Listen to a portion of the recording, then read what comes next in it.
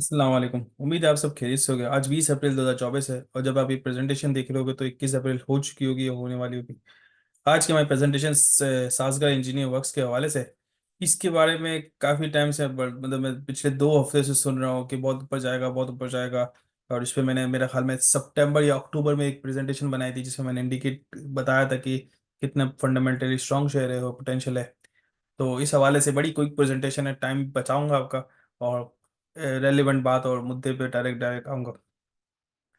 Presentation पे आगे बढ़ने से पहले अगर चैनल को लाइक एंड सब्सक्राइब नहीं किया तो लाइक एंड सब्सक्राइब कर ले। इंशाल्लाह मजीद इंफॉर्मेटिव वीडियोस आती रहेंगी। आज के एजेंडा में हम बैकग्राउंड के बारे में बताएंगे, थोड़ा सा इसका बिजनेस बताऊंगा, इसके बारे में कोई न्यूज़ वगैरह वो बताऊंगा, फाइनेंशियल इन्फॉर्मेशन बताऊंगा, प्राइस एंड डिविडेंड बताऊंगा, शेयर की प्राइस फोरकास्ट बताऊंगा, आखिर में मेरा व्यू। साजगा इंजीनियर वर्क्स बेसिकली नाम तो ऐसा है कि जो हमने सुना नहीं है, लेकिन हमने ऐसी चीज जरूर देखी है जो हमें पता नहीं है ये कंपनी बनाती है, जो कि रिक्शा है। साज का ये जो रिक्शा जैसा बना हुआ है, ये कंपनी के मेजर सेल्स साज का ये रिक्शे के हवाले से है। और इसी इसी पे इसका अच्छा खासा रेवेन्यू मुनसर है। इसके अलावा इन्होंने रिसेंटली पिछले 1 डेढ़ साल से गाड़ियों पे काम कर रहे थे जिसमें ये हाइब्रिड गाड़ियाँ हो गई। और अब ये इलेक्ट्रिक पे भी जाने का सोच रहे हैं। और तो इस पे काम कर रहे थे, तो ये इनकी गाड़ियों को बनाना एक काफ़ी बड़ा सक्सेस रहा इनके लिए।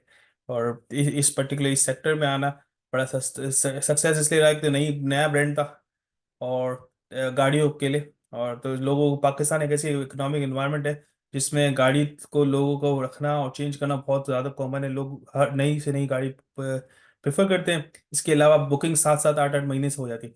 तो इस कंपनी ने सोचा है कि भाई इस पे इन्वेस्ट किया जाए और इस पे बिजनेस बनाया जाए। तो इसी वजह से इसके पिछले जून से इन्होंने शुरू किया, पिछले जून 2023 में। और ये इसके लिए काफ़ी बड़ी सक्सेस रही है इस कंपनी के लिए।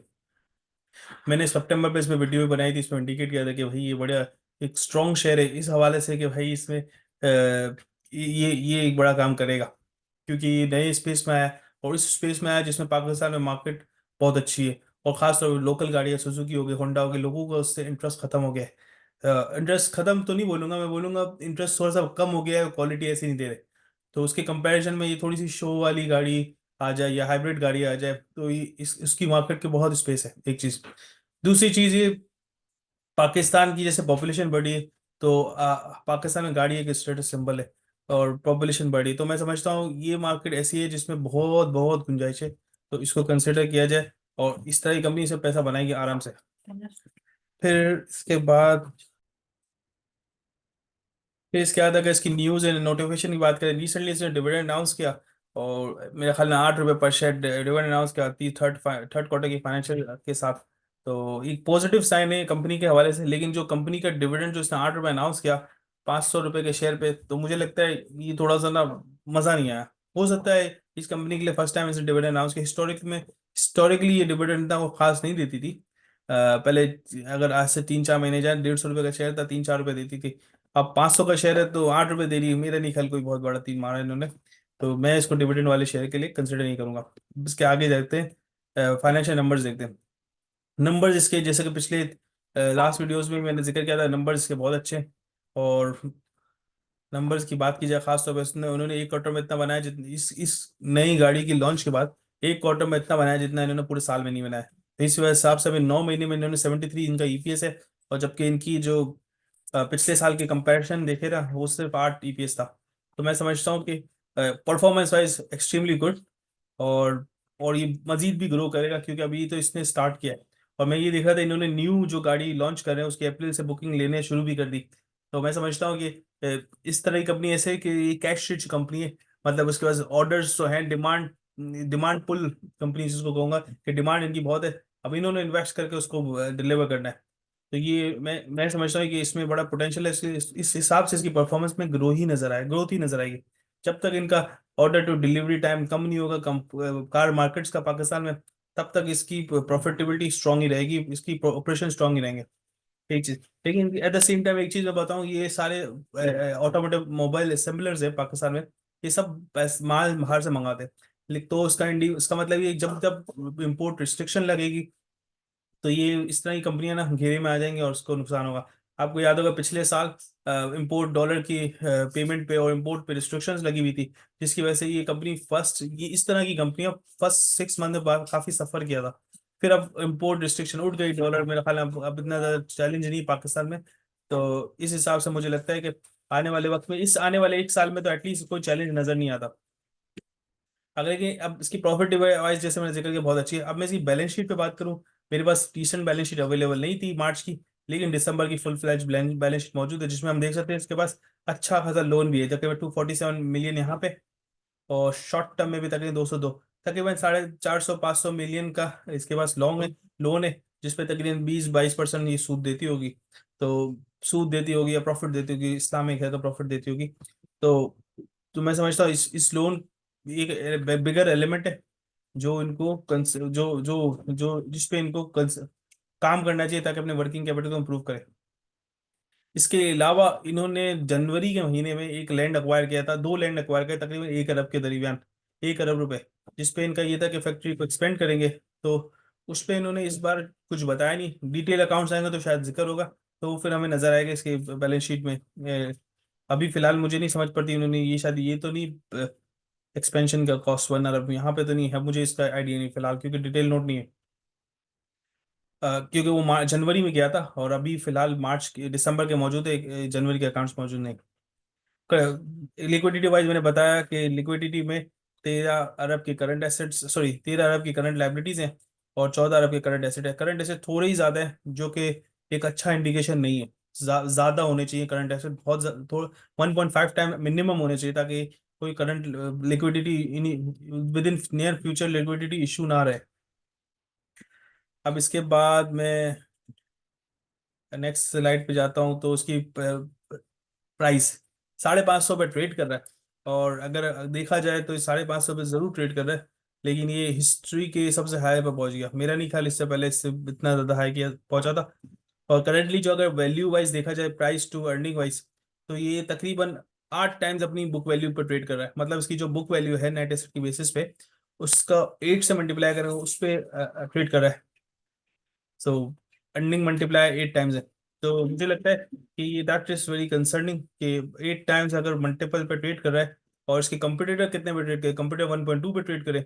इंडस मोटर को देखा, जो सबसे बड़ा है इसी कंपनी के इसी सेक्टर का, जो 2 पे ट्रेड कर रहा है। पाकिस्तान सुजुकी 5 पे ट्रेड कर रहा है। अर्निंग मल्टीपल्स का मुराद ये है कि किस वैल्यू पे कंपनी की क्या वैल्यू होगी, based on the current current earnings और based on the future returns. मतलब मिसाल के तौर पे एक कंपनी आज 100 रुपये कमाती है, तो उसका मतलब ये नहीं है सिर्फ 100 रुपये इसकी वैल्यू होनी चाहिए, लेकिन आज कमा रही आने वाले वक्तों में भी कमाएगी, तो इस हिसाब से इसका अर्निंग मल्टीपल्स होता है। ये भी 8 पे ट्रेड कर रहा है, मेरे हिसाब से पाकिस्तान इन्वायरमेंट में उसकी कॉम्पिटिटर्स के कंपेरिजन में बहुत ज्यादा है।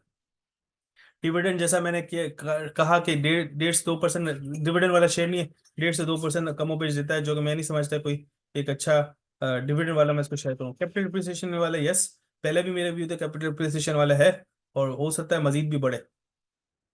तो कैपिटल डिप्रिसिएशन के लिए इसको रख सकते हैं। अभी फिलहाल मैं इस पर इंटरेस्ट नहीं होऊंगा, ना ही पहले मैं था। मैं कुछ टाइम पहले जब मैंने वीडियो बनाई तब मैंने लिया था 163 पे, और 250 300 पे, 250 250 पे सेल आउट करके मैं दूसरे शहर में मूव ऑन कर गया। एनालिस्ट की क्या प्रोडिक्शन, एनालिस्ट बोल रहे हैं 800 से ऊपर जाएगा। मेरा नहीं ख्याल है 800 से ऊपर जाएगा।